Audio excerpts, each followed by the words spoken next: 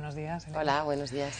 Bueno, lo que le trae a Sevilla Elena Valenciano es participar en la tercera conferencia internacional del proyecto europeo People, un proyecto en el que participan 7 regiones de la Unión Europea y en la que se debaten asuntos sobre el cambio social.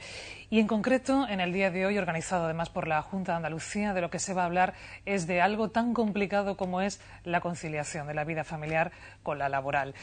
Y digo yo y me pregunto si ya de por sí es complicado en una época como la actual, en plena crisis, si nos está dando incluso un estancamiento o un retroceso en lo que se haya conseguido hasta ahora.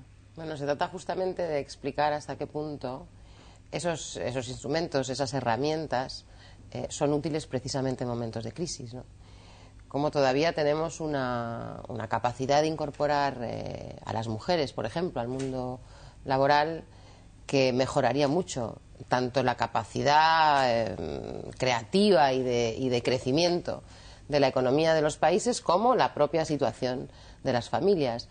Y también tratar de pensar en cómo tiene que ser el futuro de los derechos sociales adquiridos durante mucho tiempo en el seno de la Unión Europea, cómo tiene que ser ese futuro, cómo lo consolidamos para que no esté en riesgo en las generaciones inmediatamente siguientes a la nuestra, ¿no? Pensar un poquito más allá de nosotros mismos, de nuestro tiempo. Y, bueno, hay algunas cosas que ya sabemos. Por ejemplo, sabemos que tenemos que crecer más y ser más competitivos en el contexto europeo para poder sostener el estado de bienestar que todos hemos defendido y que todos queremos seguir manteniendo. Lo que pasa es que yo imagino, hablando de conciliar, realmente en sus casas ahora mismo, quien esté viendo el programa puede pensar, es que eso es un auténtico puzzle, es que eso es casi de heroína, y es verdad que la carga principalmente recae en las mujeres. Hay algunos datos tremendos, por ejemplo, cuando se contabiliza el número de personas que abandonaron el trabajo para cuidar a sus hijos, pues resulta que prácticamente el 100%, el 96% son mujeres, o las mujeres que han pedido una excedencia precisamente para eso, por motivos familiares, son mayoría frente a los hombres. Es decir, la carga sigue cayendo principalmente en las mujeres. Sí, claro. Digamos que las mujeres hemos hecho el recorrido, todavía insuficiente, pero hemos hecho un gran recorrido en cuanto a nuestra incorporación al mundo laboral, digamos, al mundo público, pero no hemos conseguido el mismo recorrido por parte de los varones hacia el mundo privado o hacia el mundo de las responsabilidades familiares o domésticas, ¿no? Eso está muy desequilibrado. Y eso desequilibra en su conjunto no solamente a las familias, no se trata solamente de que individualmente cada una de nosotras soporte una mayor carga, es que la sociedad está mal organizada, está mal ordenada, está mal repartido. Y al estar mal repartido tenemos una carga, una posibilidad de crecimiento del lado de la incorporación de las mujeres que no estamos sabiendo aprovechar. Y por otra parte, también sabemos que la incorporación de los hombres a la vida familiar pues también mejora las relaciones personales y familiares. Por lo tanto, es todo a ganar. Si equilibramos, vamos a ganar todos. Bueno, vamos a ver qué propuestas son las que ponen sobre la mesa y qué pensamientos tienen a debate en el día de hoy en la Fundación Tres Culturas en Sevilla. Pero me gustaría hablar de otros asuntos. Por ejemplo, ha surgido de nuevo en esta mesa del Meridiano, se ha vuelto a hablar de lo que ocurrió el 12 de octubre, los abucheos al presidente del Gobierno. Pero pasaron otras cosas, por ejemplo, que me gustaría comentar con la secretaria de Política Internacional y Cooperación del PSOE. Por ejemplo, la ausencia de la bandera de Venezuela y de su embajador. ¿Cómo lo interpretan? Bueno, yo no sé exactamente cuál ha sido el motivo, pero desde luego la interpretación no es buena, ¿no? Ojalá sí hubieran desfilado con el resto de banderas de los países iberoamericanos que cumplen su bicentenario de independencia. Ojalá lo hubieran hecho. Tenemos que esforzarnos en esa relación, que es una relación que presenta algunos problemas, ¿no? La relación con Venezuela, pero que es una relación muy importante para España, muy importante, porque España tiene intereses económicos muy importantes en el país, una colonia española enorme que también tiene dificultades que vencer, que es un país iberoamericano de primer orden con el que España necesita entenderse bien. Y para que esa relación siga funcionando bien, necesitamos que ellos aclaren algunas cuestiones que en este momento están insuficientemente aclaradas. Es verdad que ellos se han comprometido con nosotros a combatir a ETA. Lo han dicho, se han comprometido en mesas de trabajo a hacerlo, y yo creo que lo van a hacer. Pero hay algunas discrepancias sobre cómo abordar la cuestión en este momento, y creo que ellos deben entender que necesitamos que nos ayuden, que lo que les pedimos precisamente es colaboración, igual que lo hemos hecho con otros países durante todo este tiempo, ¿no? Y la hemos conseguido. Permítame decirle que la colaboración parece ciertamente compleja cuando la respuesta del presidente Hugo Chávez a esa petición de una respuesta definitiva sobre el tema de la presencia y el entrenamiento, supuesto entrenamiento de etarras en Venezuela, es a palabras necias, oídos sordos. Bueno, digamos que hay que manejar distintos instrumentos. Por una parte está la parte, digamos, judicial, ¿no? El trabajo de jueces y fiscales, bueno, que tiene su tiempo y tiene sus pautas, y que es complicado en el asunto, en la cuestión que nos ocupa de Cubillas, porque Cubillas es un ciudadano venezolano, entonces hay que ver cómo se aborda esa cuestión desde el punto de vista legal, ¿no? Pero luego hay el instrumento político y diplomático, que también es fundamental. Entonces, el instrumento político y diplomático tiene que ser capaz de crear un marco en el que luego lo legal sea posible desarrollarse, ¿no? Y el ministro Moratinos está empeñado en que esa relación sea así, porque nosotros, insisto, necesitamos de su ayuda y ellos saben hasta qué punto la lucha contra ETA es una prioridad para el Gobierno de España. Y ellos tienen que estar en esa prioridad si quieren que esta relación sea equilibrada y seamos efectivamente buenos amigos. Hay quien dice que falta firmeza por parte del Gobierno en este sentido. Ya, pero es que no sé muy bien a qué se refieren con la firmeza, ¿no? Porque las grandes declaraciones contra Hugo Chávez, ¿no? Que, bueno, son bastante fáciles de hacer, de hecho se hacen todos los días en este país, ¿no? Ayer se hicieron desde la tribuna del Congreso de los Diputados por parte del portavoz del Partido Popular. No sé muy bien en qué ayudan, ¿no? No sé si eso nos sirve para efectivamente obtener esa cooperación. Yo creo más en el diálogo, aunque sea un diálogo a veces tenso, que en los insultos hacia un gobierno extranjero. Hablando de tensiones, la verdad es que Marruecos es un aliado necesario pero a veces incómodo. Bueno, es un aliado imprescindible, ¿no? Porque como alguna gente dice con mucha gracia, Marruecos será nuestro vecino incluso dentro de 1000 años, ¿no? Por lo tanto, es un vecino con el que también es muy importante mantener una relación, en este caso casi estratégica, ¿no? Que no es solamente una relación de España con Marruecos, sino de la Unión Europea con Marruecos. Las relaciones son buenas, han mejorado mucho en el último tiempo, no olvide que cuando nosotros llegamos al gobierno, cuando Zapatero ganó las elecciones, teníamos las relaciones prácticamente rotas con Marruecos. Casi fuimos a una guerra con Marruecos, ¿se acuerda? Y hemos tenido que recomponer todo eso en estos años, y eso se ha hecho bien. Y ahora mismo la relación con Marruecos es mejor en todos los aspectos, en cualquier parámetro que queramos utilizar, ¿no?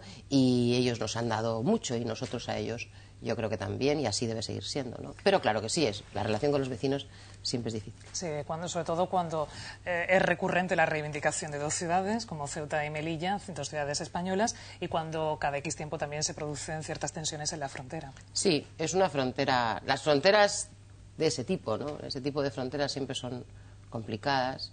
La brecha que nos separa en términos económicos a Europa, que somos nosotros, de lo que es el Magreb, ¿no? Es la brecha económica más grande del mundo. La presión migratoria sobre esa frontera es brutal, ¿no?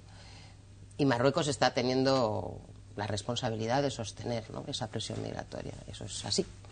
Y por lo tanto es una gestión de frontera difícil. Y sí, hay incidentes con muchísima frecuencia. Y desde luego Marruecos y España no comparten el punto de vista y la posición política sobre Ceuta y Melilla, ¿no? Eso también es sabido. De siempre es así. A pesar de lo cual se consigue cooperar en la gestión de esa frontera, que seguramente es mejorable, pero en ello estamos.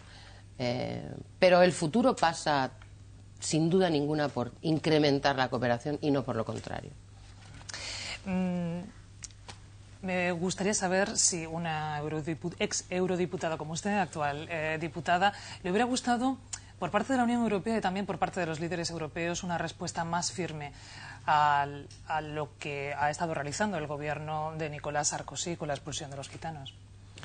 Sí, más eficaz, ¿no?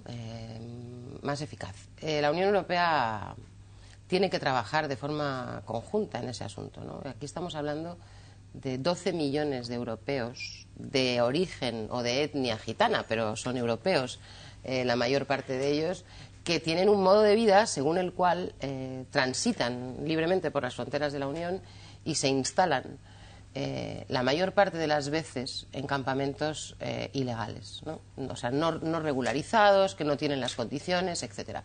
Este es un problema que se plantea en cualquier país de la Unión Europea al que viajen este grupo de europeos, que son europeos.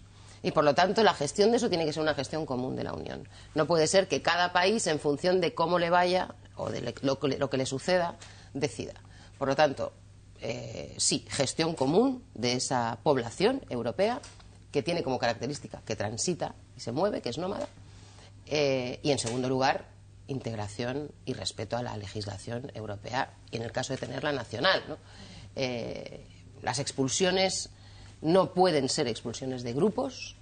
Las expulsiones de personas que están en situación ilegal en un país deben ser individuales y con mandamiento judicial, con una orden justamente judicial. Lo que no ha hecho Francia. Lo que no ha hecho Francia. Entonces Francia lo que argumenta es que ellos no necesitan una orden individual para la expulsión de estos grupos y la Unión Europea tiene que definir, por eso, en este caso, una política común de cómo se aborda en cada uno de los países esta situación, ¿no? Y por otra parte, España puede proponer, yo creo que con una cierta garantía y legitimidad, un sistema de integración de las personas de etnia gitana o de origen gitano, de origen romaní, como la que se hace en España, que también es seguramente mejorable, pero es probablemente la más ejemplar, ¿no? Si la comparamos con la situación de los romaníes en cualquier otro país europeo. ¿Cree que puede situaciones de este tipo poner un poco en tela de juicio ese papel que siempre ha intentado adjudicarse la Unión Europea y que ha intentado ejercer de defensora de los derechos humanos? Sí, la Unión Europea está pasando por un momento muy difícil, ¿no? Porque tiene que decidir de una vez por todas qué papel quiere jugar en el mundo, ¿no? Con respecto a lo que han sido sus valores y la defensa de su identidad, cómo conecta con el pueblo europeo, que el pueblo europeo somos todos, también son las personas, en este caso rumanas, de origen romaní. Tiene el reto la Unión Europea de acabar de decidir exactamente hasta dónde quiere llegar en la defensa de sus valores. Yo creo que tenemos que llegar hasta el límite, hasta más allá del límite, porque no se me ocurre una propuesta mejor en cuanto a defensa de derechos humanos que la que tenemos en el contexto europeo. El presidente del Gobierno tendría que haber anunciado ya si va a ser candidato en las próximas elecciones generales, porque de momento se lo reserva, él ha dicho, para el próximo año esa decisión, pero ¿cree que por el bien del partido tendría que haber anunciado ya? No, no lo creo. Creo que él tiene derecho a decidir cuando lo dice, ¿no? Y creo que no hay ningún problema, que no hay... En fin, hay mucho ruido mediático en torno a esa cuestión, pero no hay ningún problema real. En el PSOE no existe un debate sobre quién va a ser el candidato. Todos los candidatos que suenan tienen como denominador común que todos quieren que sea Zapatero, ¿no? Por lo tanto, no, es un debate un poco falso en este momento. En este momento el presidente está ocupado en lo que está ocupado, que es sacar a este país de la crisis lo antes posible y empezar a crecer y proponer un modelo de crecimiento distinto que nos garantice una mayor seguridad en el futuro.